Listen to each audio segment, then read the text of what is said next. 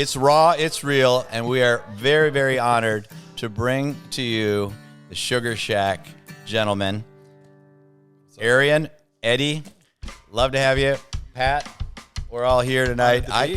How do you go from backyard jams to 1 million fans? Tell us the Sugar Shack story. Whew. Wow. Where do we begin? It's come a long way. It's cool to tell the story. You know, it started with basically nothing, and then now what you've seen now with the pergola and everything. When you're there, you'll understand it. But as we had a dirt driveway back in the day and a couple chairs for some friends to hang out and some chips and some salsa, has now evolved into a space where people can come in and wear headphones, and we've got a chef that cooks you a meal and drinks. And the biggest thing when we started what we call the experience part of it, and we'll go through this more, but it's a blind ticket. You have no idea who's coming at all.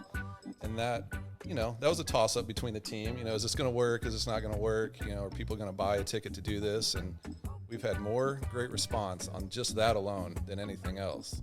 And it's not, you're not there to see the band. I mean, you are, but you're there for the full experience too.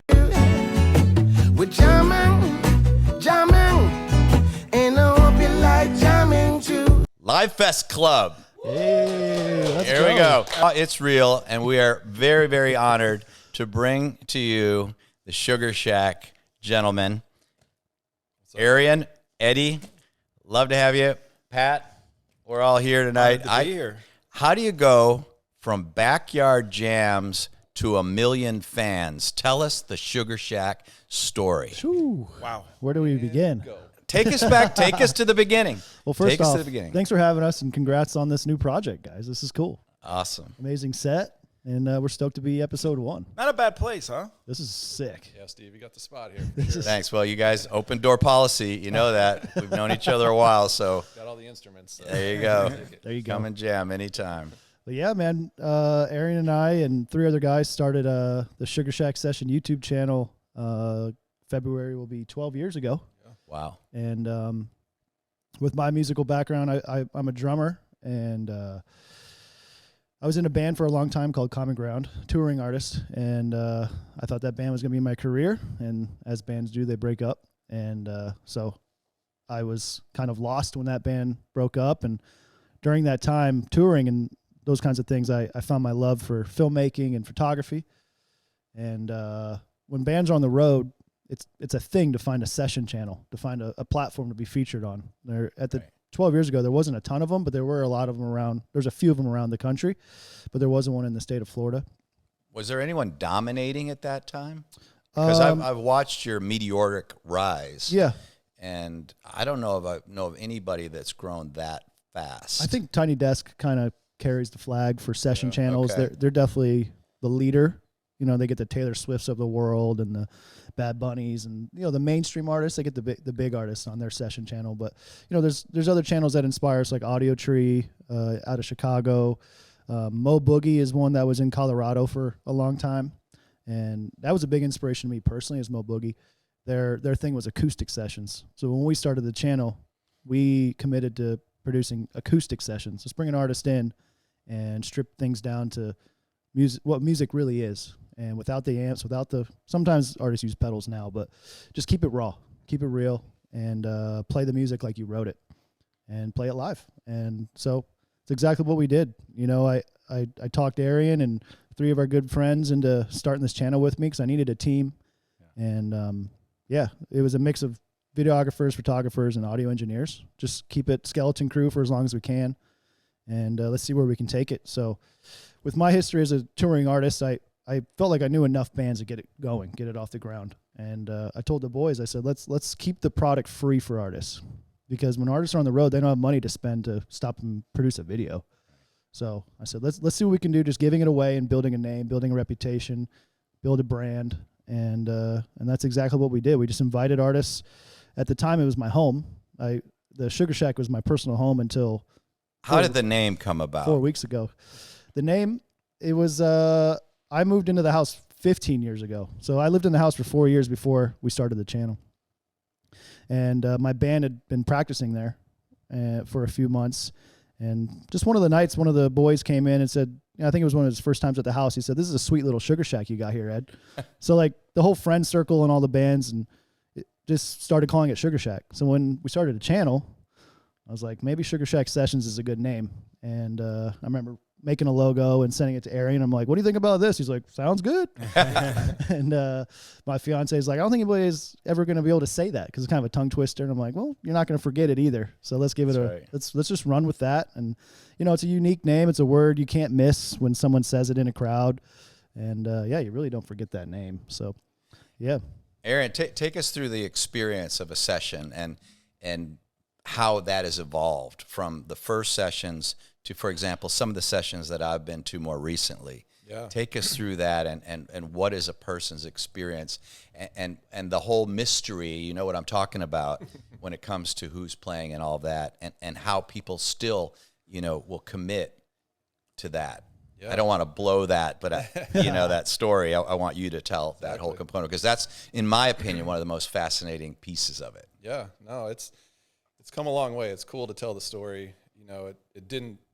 It started with basically nothing, and then now what you've seen now with the pergola and everything. When you're there, you'll understand it. But as we had a dirt driveway back in the day and a couple chairs for some friends to hang out and some chips and some salsa, has now evolved into a space for where people can come in and wear headphones, and we've got a chef that cooks you a meal and drinks. And the biggest thing when we started what we call the experience part of it, and we'll go through this more, but it's a blind ticket. You have no idea who's coming at all.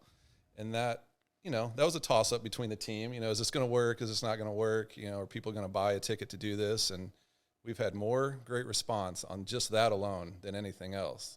And it's not, you're not there to see the band. I mean, you are, but you're there for the full experience too, which is one of the testimonials we also get from everybody. It's like, this whole experience, it's cool to see the band and the production, but man, you guys do the food and the drink and the headphones and just meeting the band. And, it is the full experience that makes you want to come back every time.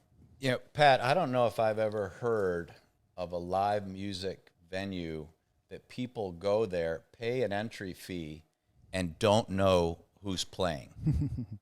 Is there any other that you're aware of? I've never heard of a blind ticket. I don't think so. I don't think so. No, it's pretty wild. What we've pulled off is something else. But I think we built a brand and we built a following before launching the Sugar Shack experience, because the experience is the ticketed side of the sessions. But we built sessions together in private, essentially, with just us and a band and our girlfriends for 8 years. So we built a brand, we built a following online. So we created a demand for people that want to be there. So you have this digital platform that people have been consuming for almost a decade, and now you have the opportunity to go and be there physically. Right. So I think that's a really, I think it was an organic thing for us, but I think it was a really smart move to build it to the point where people just wanted to be there so bad. Every day I get emails, comments, DMs, how can I attend a session? I see people in the background sometimes sitting and watching, I want to go do that. So we created this demand. So when we announced that you can buy a ticket to come to the house, it was just, we sold out every session as soon as we posted the dates. No matter, even being blind, it was just sold out. So some of the sessions that I've been to, there's off-site parking and there's a shuttle service to the session. Yeah. So a lot of the folks that go to the sessions don't know each other because some of them come in from out of town, out of state, right, and so forth. And in having my little sidebar conversations with some of these folks, one of the things that was really cool was not only did they not know what they were going to experience and who was playing, they said that some of them had been waiting for months to get a ticket. So they were super, super, and in German, uber, excited to go to the show because they'd been waiting for so long just to get a shot. Right. So it's that intimate, it's that, limited. Right. So what that also creates such a unique experience and it makes it so special. Yeah, exactly. We sell 27 tickets per session. And so it's super limited. It's just in the driveway. And there's thousands that want to go. Our waiting list is over 5,000 now to hop on a ticket. So yeah, it's people come from all over the world waiting on that wait list to snag a ticket. And people do a lot of investigation because if you're smart and you can like follow tour routes, you can sometimes figure out who's going to be at the house. But we don't budge. We try not to tell anybody who's Not coming. all the time. Yeah. What's the most unique country that someone's come from for a Sugar Shack session? Would you Bahrain Bahrain, yeah. I think it was our first session. was our first experience. We had first experience. So we Yeah. had a lady fly over from Bahrain, and she brought her own gnome with her. Yeah. And Oh if you've my been God. following the channel, you know we've got a blue gnome, Nomeo. Yeah. There he is. It's our mascot. And Steve's got a replica. we'll talk about how he's been involved. But she My flew buddy. from Bahrain with her gnome, and you know the whole session just blew her mind. It was, I mean, I think we all teared up when we heard the whole story because Yeah. it's like you came all the way over for this, you know, and it's we get those stories a lot, and that's a big part that pushes us to keep doing it too, right? Like it's And that's got to continue to build the passion for you guys to stay committed to it and realize how special and unique it really is. yeah. So let's talk about the gnome. How did that come about? Yeah, I mean, that just ties to being my personal home for so long. When I moved into the house, Lisa, my fiance's mother, gave us this porcelain gnome as a housewarming gift. Porcelain. Yeah, it's just like your classic, real garden gnome. Yeah. And it just sat next to the back door for years. And then we started the channel, and bands started going on that back deck next to that gnome, and it was in the shot. And bands liked it being in the shot. So it was just naturally there. We never intended it to be part of the brand. And but people started commenting like, that blue gnome's cool. What's up with the gnome? What's up with the troll? Like people just, constantly comments about it. So it just organically built into this icon now. Now we can't, like, it's on your shirt, and we make plastic replicas, and yeah, it's built into something pretty wild. So something else I noticed, I've been to multiple sessions, and one of the other things I noticed was when walking around, and I know that the team and, more or less who's part of the team and the family, and I started noticing some folks that weren't necessarily part of the immediate team or family that had tattoos Yeah. of either the gnome or the shack Yeah. on their body. Yeah. And I'm looking around, and I think I brought it up to Bryce or somebody originally, and he said, oh, this is pretty common. Yeah. And then I had a sidebar with you, which we're going to get to where Yeah. in a little bit, Yep. because that's a huge part of the story. It is. And the success and the direction.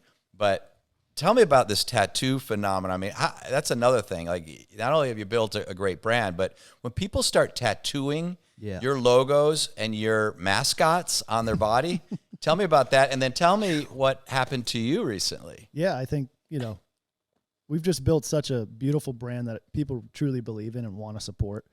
And I think people that they just see, the organic nature behind, there's like a family that really runs this company. It's grassroots. It's as grassroots as it gets. And we've built it from nothing. And I think people really just get behind that and want to support that. And people started sending us photos of their tattoos. There's Sugar Shack tattoos, their Nomeo tattoos. Some people even have, like, it'll say Sugar Shack Sessions on their arm. And that just started happening more and more and more. We have a whole gallery on our Instagram with all our fan tattoos.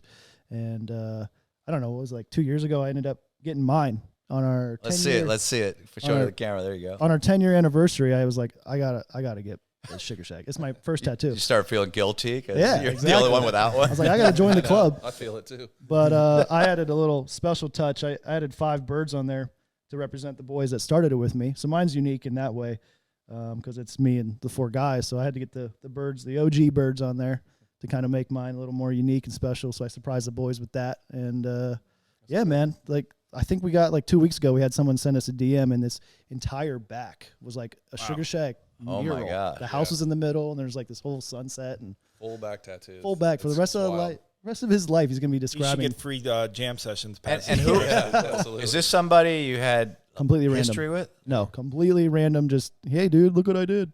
We'll run Love into you people guys. at music festivals and pull their shirt off. Look at this tattoo. Yeah, I'm like, it's oh my cool, man. God. Oh my God. Yeah, I tear up every time. It's that's cool. it's so special, man. Yeah, there's not a lot of people that can say that. Yeah. It's next So level. so let's talk about Sugar Shack downtown Yeah. Yeah. and the evolution from sessions to Sugar Shack downtown. Mm-hmm. Yeah. And what the concept, how it came up, and talk about where it's evolved to.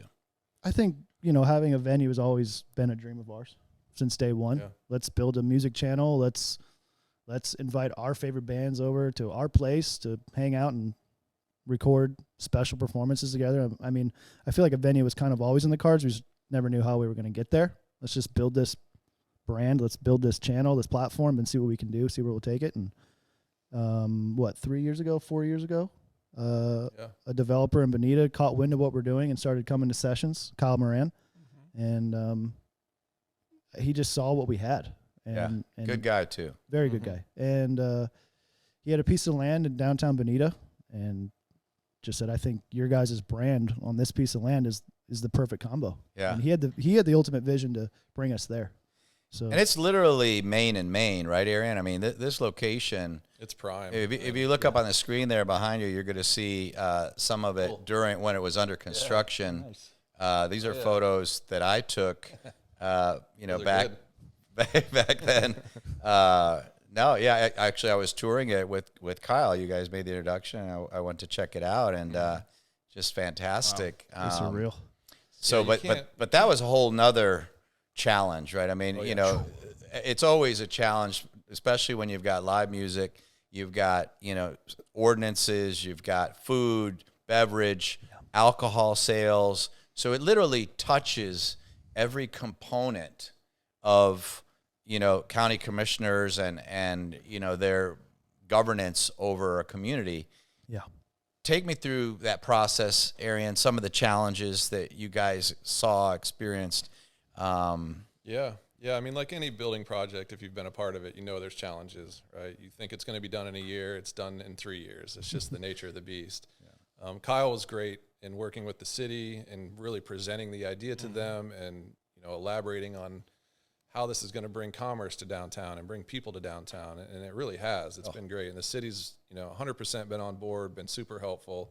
I mean, there was some setbacks here and there, just like anything else, but, we were able to charge through it and found some great restaurant partners to help with the food and beverage. I mean, we're music and video and creatives, and we're like, how are we going to do food and beverage? That's not our forte at all.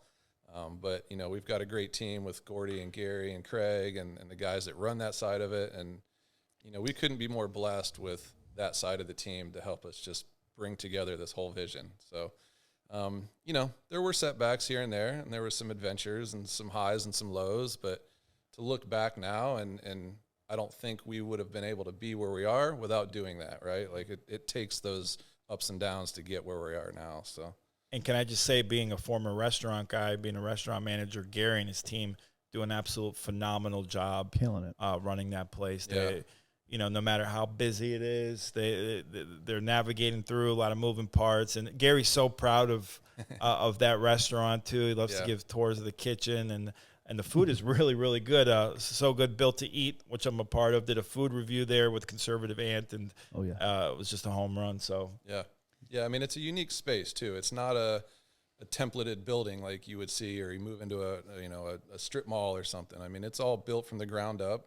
There's an old building that was there from the 40s, an old mechanic shop that we repurposed, but the rest of it, if you see from the photos, is built from the ground up, and the kitchen and the pergolas and everything. So it was unique to figure out how to make that flow work as well. And, we're still working on it, but I think we've got it figured out.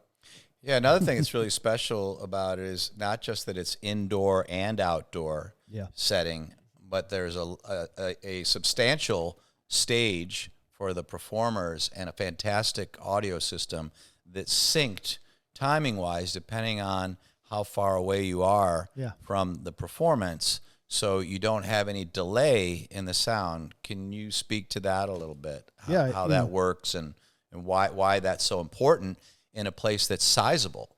Right. Yeah, I think, like Arian said, the music and the audio, retail and marketing is what we're responsible for within those four walls. And Alex on our team, he's a co-founder as well, our audio engineer since day one. He spearheaded all things audio for that venue. And we have this incredible Martin audio system. And like you said, there's delays from the stage all the way to the back opposite corner. There's speakers. You're not going to miss a beat.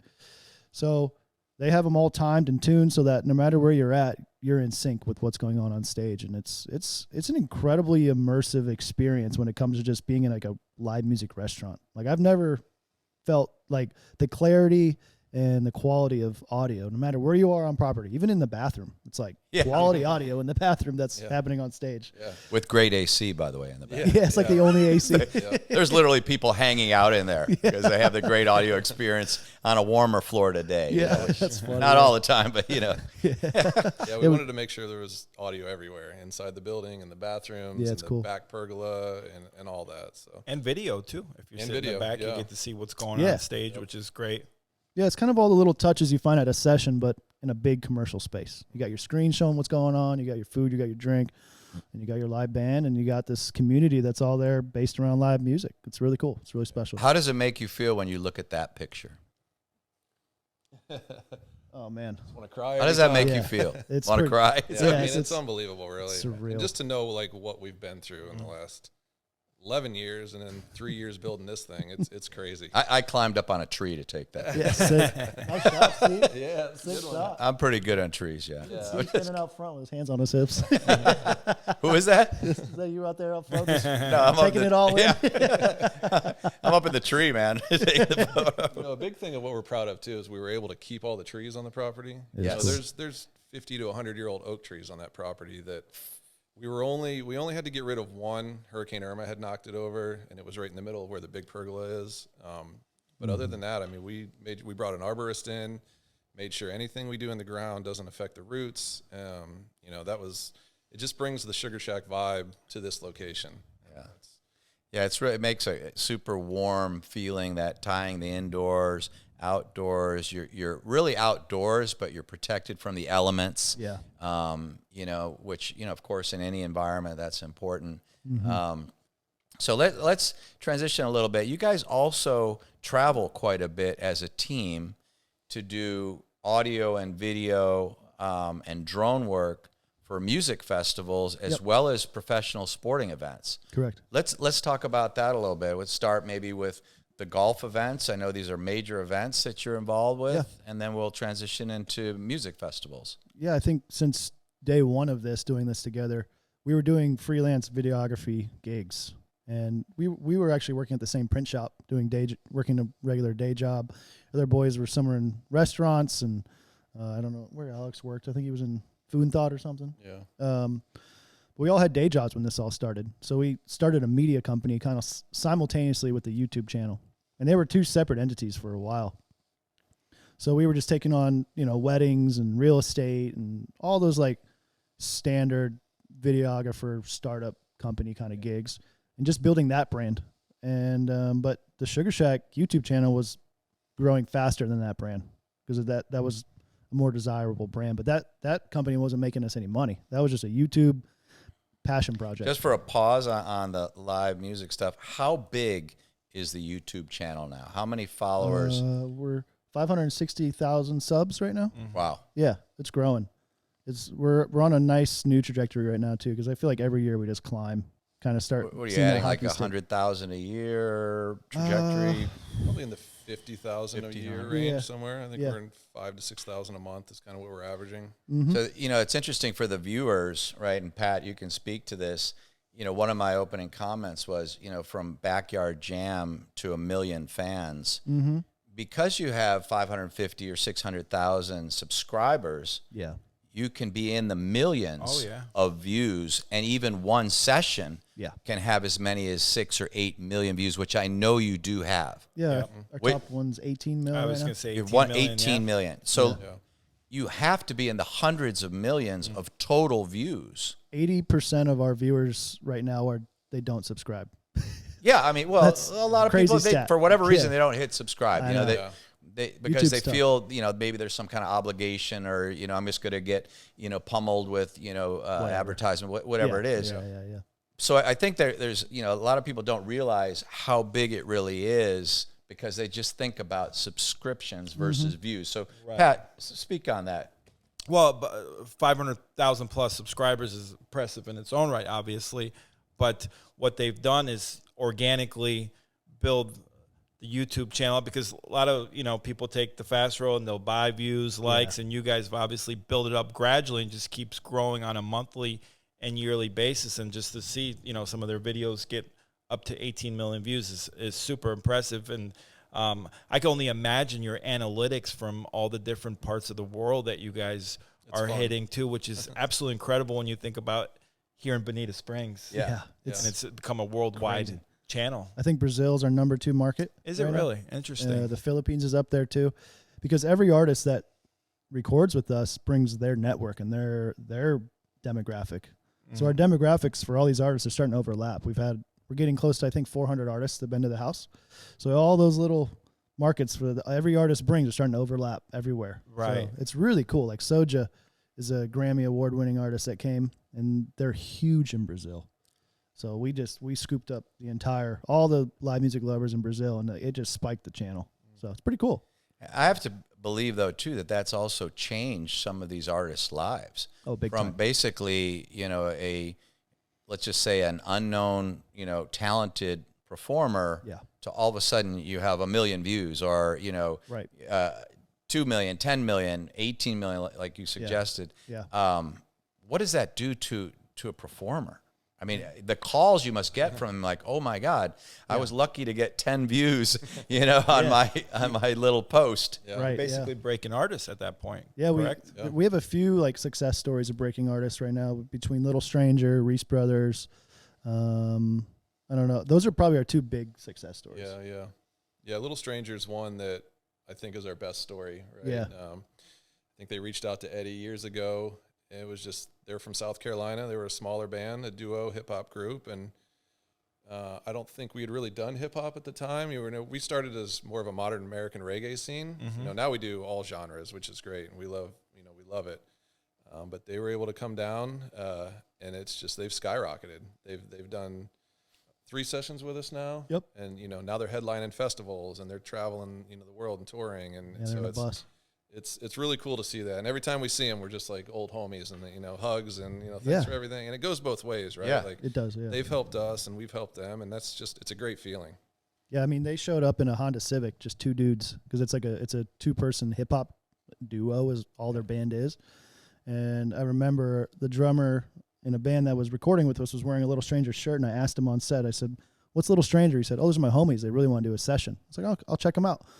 I listened to their top song like the next day on Spotify, and I loved it. I was like, this song is perfect for the Sugar Shack. DM'd them and booked the session. I don't know how long it was after that, but we booked them right there on one song. And that first session just put them on the map. For some reason, that band just clicked with us. And like I said, they showed up in a Honda Civic with like a veggie tray, brought us a gift their first time over. And, From Publix? Yeah, something, yeah. And it was just them 2 grinding it out on the road. And now they're like in a bus and they have a full crew and they're playing Red Rocks with the top dogs in the scene. And yeah, they're doing. And how long ago was that? Was it probably 5 years ago, 4 years ago? Yeah, something like that. Yeah. Yeah. I mean, we completely transformed their careers, and that's what the platform's all about. We want to do that for every artist. That's the dream right there. Yeah. We get messages from bands too, even now that are, they'll see a spike in their Spotify listeners the day after the session drops. And, and that's what it's all about. Like, that's why we're doing it, right? Like we want to put a platform out to let people see music that's not on the radio or you just don't see all the time. Yeah. And that's the driving force of why we do what we do. It's awesome. It's cool. We have artists, we have big milestone artists, like Stephen Marley came and recorded with us, which was a milestone, and that elevated the entire platform. That was a fun one. Every artist got a boost when Stephen hit our channel. Yeah. So then we give artists like Little Stranger and artists that we believe in that are on the come up, like this band's worthy of a session.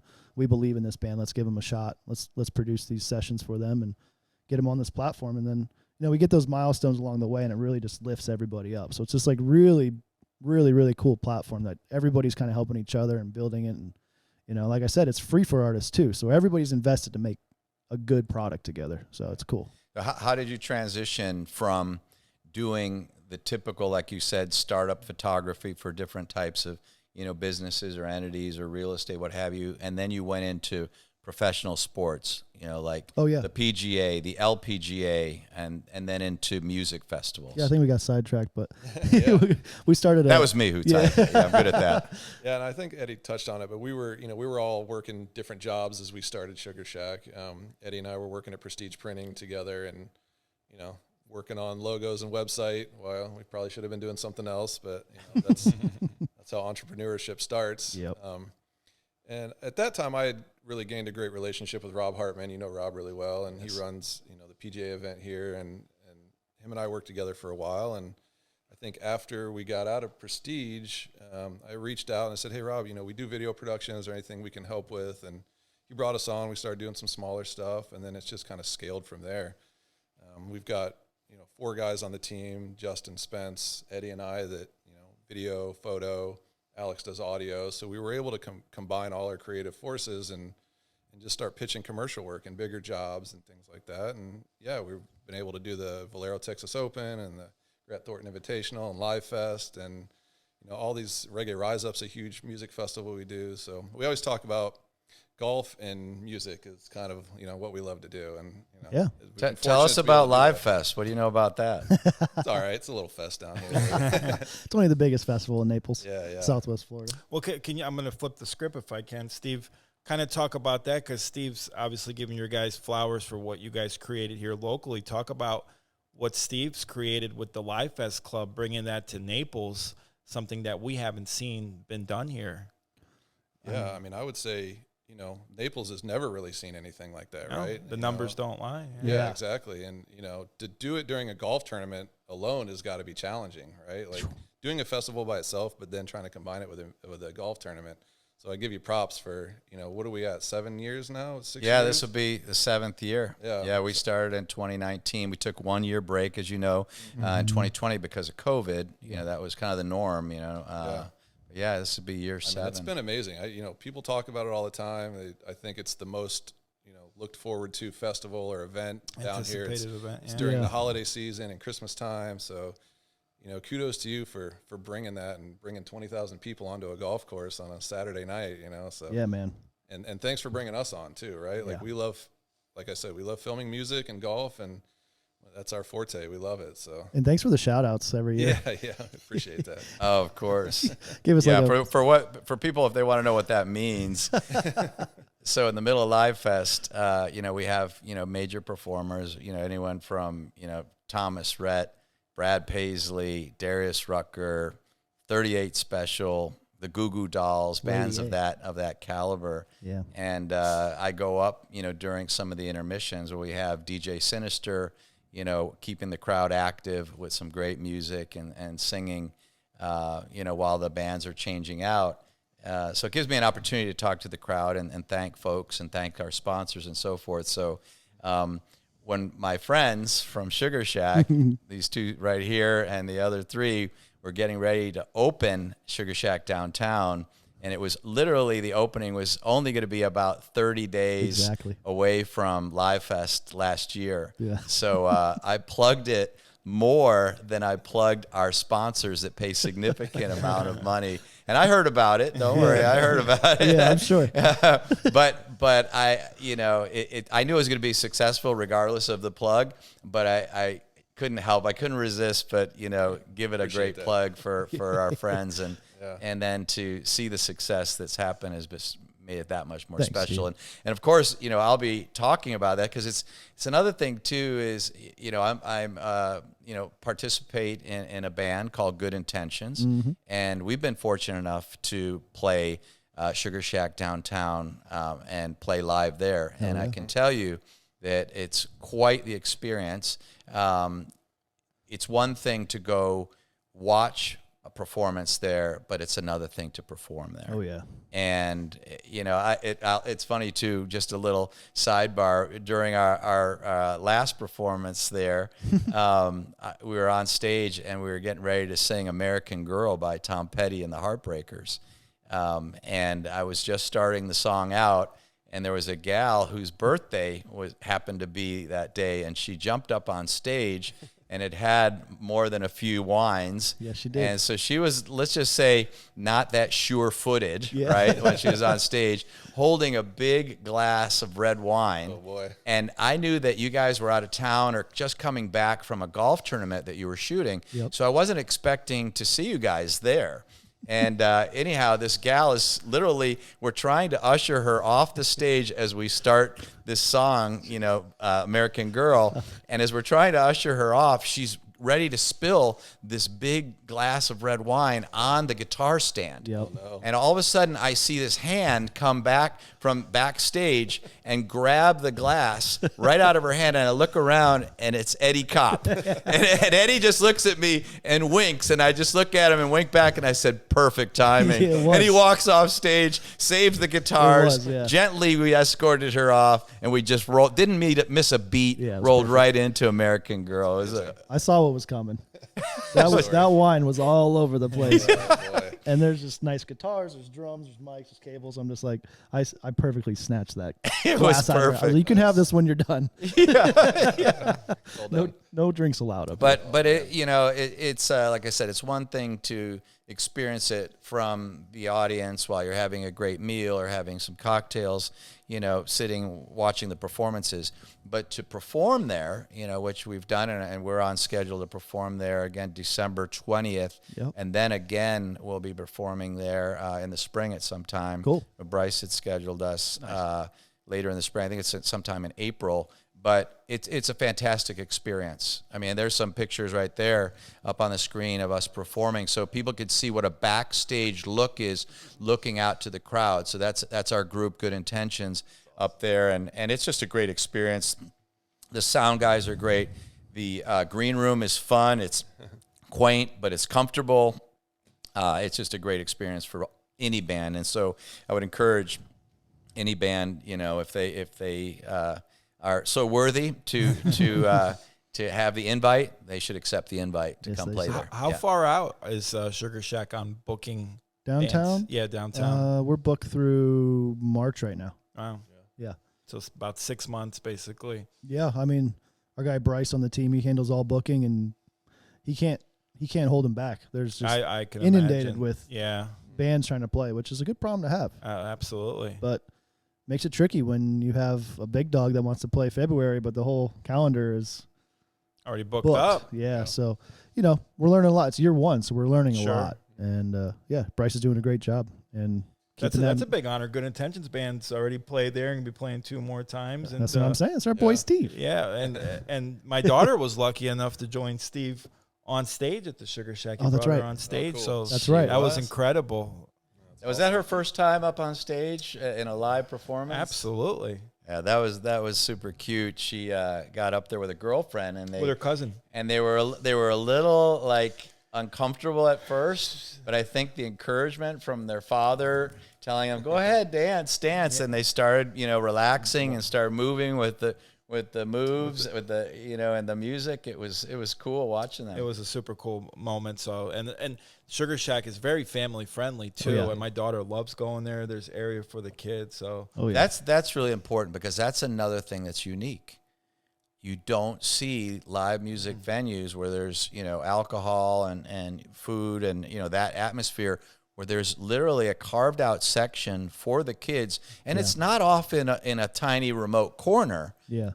And the reason I think, and you correct me if I'm wrong, but it's so that the parents of the kids don't lose the experience completely because they're way in some back corner. Yeah, exactly. I'm assuming that it's a good point, Steve. that's part of why it's where it's at. But so if you're there watching over your kids and they're playing in this small little, really well planned out playground, but does not obstruct the views, Right. does not, challenge the experience in any way, the parents can watch the kids, feel comfortable that they're well looked after, Right. and still have the great experience, which I don't know of any other place that even allows that. Yeah, I think Gordy brought that one to the table. Yeah. He's like, Was "We that gotta have-" Gordy? Yeah, Gordy's like, we got to have a kid zone. And we got a few dads on the team. So Yeah. Gordy was like, we got to have a kid zone. Let's go. I mean, Yeah. Sugar Shack's already naturally a family, business. I've so- known Gordy and his dad, Brian Henke, for probably 14 years. I don't know if he told you, but they both invested in TerraCap, my private equity Oh, cool. fund. cool. Yeah. think we Yeah, did. they were in fund too, and it was a great experience for all. That fund did real well. They're so good dudes. Yeah, they're great people. Yeah, Yeah. they really are. Yeah. I want to talk also now, we've talked about Sugar Shack. It is undisputed the largest live music venue in Southwest Florida, because you have to use that term carefully because we like to refer on the West Coast that we're South Florida, but the East Coasters like to consider themselves South Florida. So let's just say Southwest to give them a little break. But it's definitely the biggest live music venue. Music every night. 9 bands a week. 9 bands a week. Yes, sir. So there's 2 nights, Friday and Saturday. Saturday, Sundays. I'm sorry, Saturday and Sunday. Yep. Where you have 2 bands. Yep. There's a band at 1 p.m. on Saturdays, Sundays. 1 p.m. and 7 p.m. Well, 6 p.m. on Sunday nights. But yeah, afternoon and nighttime. So 9 bands a week since I think we kicked it up. We started at 5 days a week, and then we kicked it up to 7, like a month in or something? Yeah, we start Mondays, Tuesday, Wednesdays. It's a little bit smaller, maybe singer-songwriter style, and then we start ramping up Thursday through Sunday, and it's been great. The reception's been amazing because there's not a lot of places you can see live music down here, right? There's some smaller areas which are great, Whiskey Park and things like that, and but to the caliber that we've got, I mean, we spent a lot of time and effort looking at the audio system, right? We talked about it already, and making sure we could get the best audio system that we could find for this space, and we delivered. It's amazing. Yeah, and I think we've seen a lot of cool stages in our time, and we wanted to build a stage that artists want to play. Yeah, and sounds good and looks good, and you look and feel good when you're up there, and we wanted to build a place that musicians want to play at. And for example, we had an artist drive down from Charleston yesterday. Artist last night, Leighton Meacham. Just a one-off show. He's like, I got an opportunity to play Sugar Shack. I'm driving down. Brought his whole band, Charleston, and then drove home last night after. I was like, dude, this is crazy. That's wild. Arian, to be a judge in Battle of the Bands. Yeah. Tell us about that. Tell us what's going on. Is the final happened? Semifinals is this Tuesday. This Tuesday, okay. Yep. Yeah, so we've had to get creative on the off season this summer to drive business into a live music restaurant and give the locals something to do. So we did a vocal competition, kind of like American Idol style. What was that, June and July? Yeah. And then we've been doing Battle of the Bands August, September, or September, October. Yeah. September, October. So just driving. How many total bands? 5 or 4 bands a week for 5 weeks. And 1 band moves on every week. So we just got through week 5. So this upcoming Tuesday will be semifinals, where all 5 of the top dogs go head-to-head, and then 2 will move on for the finals. And we have a $4,000 grand prize for the winner, and then $1,000 for runner-up.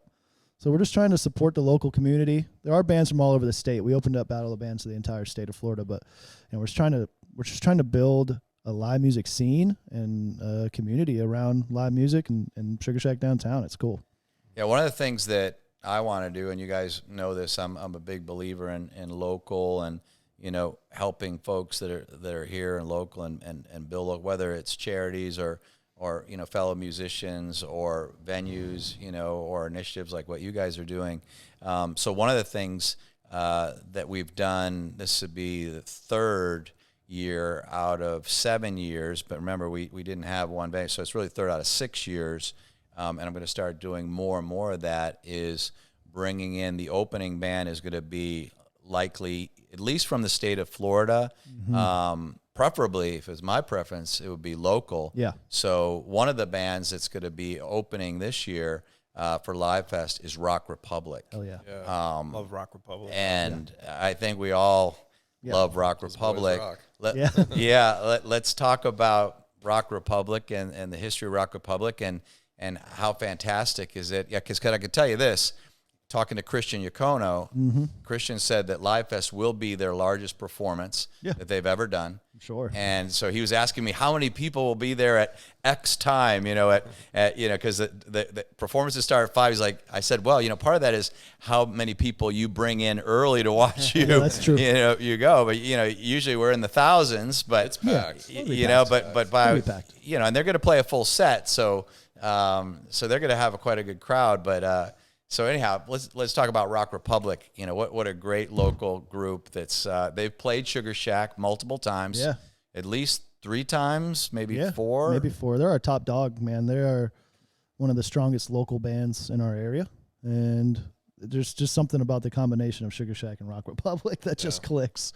It's been great. It's amazing. Friends for a long time, for sure. It's cool, man.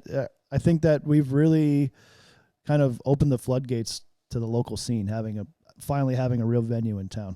So Rock Republic's right there at the top. And then, I think through Battle of the Bands, we've seen a lot of new bands that we didn't even know about. Bands like Shy Blossom competed, and they moved on. They're an incredible new band in town. And Yeah, that's the group that won at the night I was judging. right, yeah, Shy yeah. Blossom. Oh yeah, it was great. It's a great band. Great band. We've discovered a lot of great new talent. You know, bands finally have a platform to play. So, yeah, Rock Republic is great, man. They've figured it out. They figured it out. Yeah, and they have such a great blend of the look, the stage presence, the choreography on stage, right? The energy. Yeah. They go back to back. The songs are you don't even have a beat in between songs. Yeah, they're pro. Yeah. I mean, they're seasoned musicians, man. They've been doing it a long time. And we did sessions with some of those boys in their old band SoFlo year one on the channel together. So we've known those boys for a long time. So you want to hear some real history on those boys? What's that? Christian Yacona's dad, Ricky. He doesn't like to be called Ricky. Sorry, Ricky. He likes to be called Rick. I used to hang out with him when he was 24 years old, and I was 19 years old. Oh, wow. And he had a house on Marco Island, and I used to go hang out. We'd have parties at his house and stuff. This was before Christian was born. Yeah. Okay? That's wild. There's like some great history. So I saw them playing at a private party, and Ricky Haas, who is a fantastic sound engineer, great friend of all of us. We love Man. Ricky Haas. We love He's the Ricky man. Haas. Producer of the show. He's my boy. So he's our sound engineer, right, and runs our sound. He also runs it for Rock Republic, and actually he's also one of the producers of LiveFest Club, and works with that. So fantastic individual. But anyhow, I'm at a show that Ricky says, "Hey, come on down to Marco. I want you to watch this band, Rock Republic." And I'd heard about them, but I'd never watched them live. So I go there and I see this guy who I know, right? Obviously he's got a little more gray hair now than he did, when he was 24, running around, kind of behind the scenes, like almost, like a stage oriented hand type of. And I walk up to him, I go, "Ricky," and he's like, "Steve," and I go, "What are you doing?" He goes, "Well, it's my son's band." So I don't know if Christian and Gio started playing together when they were 9 years old. Wow. Did you know that? I didn't know that. 9 years old. I didn't know that. Yeah. Wow. So pretty cool history. That is cool. Yeah. Yeah, they're all great musicians. Yeah. So that's really cool. So tell us what's next for you guys? I mean, are there thoughts of, when you have that many connections in the music business, are you thinking about doing a music label or tell me about how that evolves or progresses, or what are your thoughts on that? We've got a lot of ideas. We toss around a lot of things. I think a big milestone for us this year, other than Sugar Shack Downtown, is we started a new series called Sugar Shack Uncharted, where we took Sugar Shack basically from the back deck. We went to Hawaii back in June. And this is a project we've been working on for a couple years, and it finally came to fruition this year. We got a great support team on the island of Oahu that we built this idea and put it together, and we went out there in June, took nine guys of our crew, and we basically did sessions for 2 days straight on the island of Oahu, and we sold tickets like we do here. Essentially, took the experience out there. It was a bigger footprint. Like Eddie said, we do 27 tickets here. We ended up doing about 250 a day there. Worked with some great artists like The Green and Landon McNamara and The Vitals, and the whole purpose of that was, and the plan of this is, let's go to other countries where bands don't have the resources to come to us, right? Like they can't make it to Bonita Springs, Florida. So let's take it to them. Let's figure out how we can do this. And it was really eye opening for us to be able to to do that and think, wow, we can take this anywhere. We can go to Australia. We can go to the UK, and it's like a reverse tour. It is, yeah, right? It is Exactly. And the band's not touring to you; you're touring to the bands. Yeah. But capturing many bands along your tour. Exactly. Exactly. Yeah, that's the plan. And it's right in their backyard. We were able to, bring our crew and bring our gear, and a lot of the ticket sales went to some of the charitable aspects over there as well, which was great. So, it's a really cool venture for us. We're excited to see where that takes us. Do you have another venue or location planned yet, or are you still in the works? Or we've been looking at Tahiti. We've been looking at Australia. Nothing really solidified yet, but we're working on it. We might go back to Hawaii. There's so many great bands in Hawaii. We're only able to kind of scratch the surface on that, but got the whole world really. It's Well, you guys kinda pick some endless. rough areas to Yeah, I know. scout. And there's such great live music all over. Yeah. So Yeah. it's an exciting project for us. We've been working on Sugar Shack Records for a while, which is kind of an independent record label that we have. It's not your standard record label like you're probably familiar with, but we're able to produce the sessions that you see on YouTube and then turn that into live audio recordings that then go out on DSPs like Spotify and Apple Music and things like that. And, you know, share revenues with the band, which is, you know, feels great. So, you know, we're slowly working on that one. You know, maybe one day it'll be a bigger record label, but that's always in the books. Yeah. Do you have a preference from as far as genre? Because, you know, like if you look at a lot of the sessions, it feels more a little bit, at least the earlier one, felt a little more like reggae, you know, a little more Big time. Jamaican vibe. Is that transitioning? Are you opening that up, or Yeah. where are you at on that? Well, my roots is the modern reggae world, that genre, that scene. That's Yeah. where I came from. That's when we started the channel. That's where all the bands I knew, those are the bands I was playing with. So I'll just tap into this scene. Let's build a channel off this. But we never really set out to be a reggae channel. That genre just kind of took us in and was a good fit. But we do folk bands. We had Susto string band recently, which blew us away. We have had a lot of stuff: hip hop, folk, Americana, rock. We do it all. You know, we're a music channel. We're not a reggae channel. Okay. But reggae will always be a big part of our story for sure. We'll always do reggae. We'll always support that genre. Modern reggae, American reggae. Of course, we'll support roots too, but modern American reggae is like truly like the roots of Sugar Shack. Yeah. I mean, you touched on a lot of that. I think country is something we'd like to get into. We've done a little bit of country, but you know, there's such a crossover now with country and reggae or kind of beach style music. You know, so I think that fits really well with our tropical scene and what we're doing at the sessions. So. Yeah. I think it's easier to film that there too, right? It's like anybody that's in country also has good experience in acoustic. Exactly. Right? And they don't need the whole overblown setup, you know, like you would find more with, you know, harder rock and roll type of stuff. You know, it's It translates well. probably a little more chill, more relaxed, Yeah. which is kind of consistent with the feel of the channel. Yeah.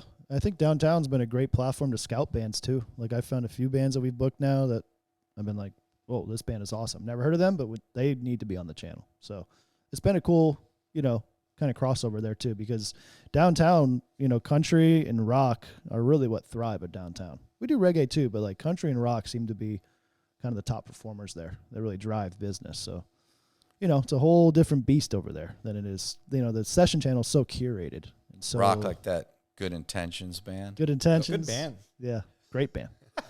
Rock Republic, you know, all those rock bands. We do, what's the other rock band we do? Smoking Aces. Oh, yeah. They crush over there.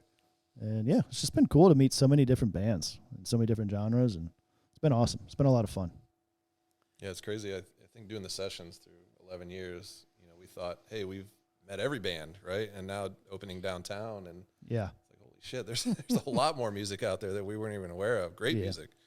Even in Florida, right? There's a lot of bands that come from out of state, but you know, just the scene in Florida alone is amazing, really. It's more than you would ever think. It's crazy. Yeah. And who would have thought Bonita Springs would be the mecca Yeah, I know, right? Florida for music? Yeah. I mean, Yeah. It's a great stopping point, right? You got Miami to Tampa, Yeah. especially for touring bands. Yep. And Not far off of I-75, Right. Yeah. Makes a literally lot of 10 sense. minutes off of I-75, Yeah. not even 5, depending on where you're coming in from. Right. I literally, from my house in Naples to your venue is like 11-minute drive, Gotta 11 love or that. 12 minutes, Love that. you know.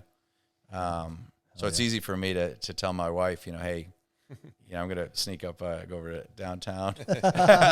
When I say downtown, she knows it doesn't, I'm not talking about downtown Naples. Yeah, I'm talking about no way. downtown Bonita. who would have thought that would have been the preference? Downtown Bonita over downtown Naples? Well, when it comes to live music, it is Well, the preference. Yeah, It is, 1000%. That's how Bonita's. You know this, Pat. You're not going to find a live music venue in Naples or in Fort Myers that matches downtown Sugar Shack, Not even downtown close. Bonita.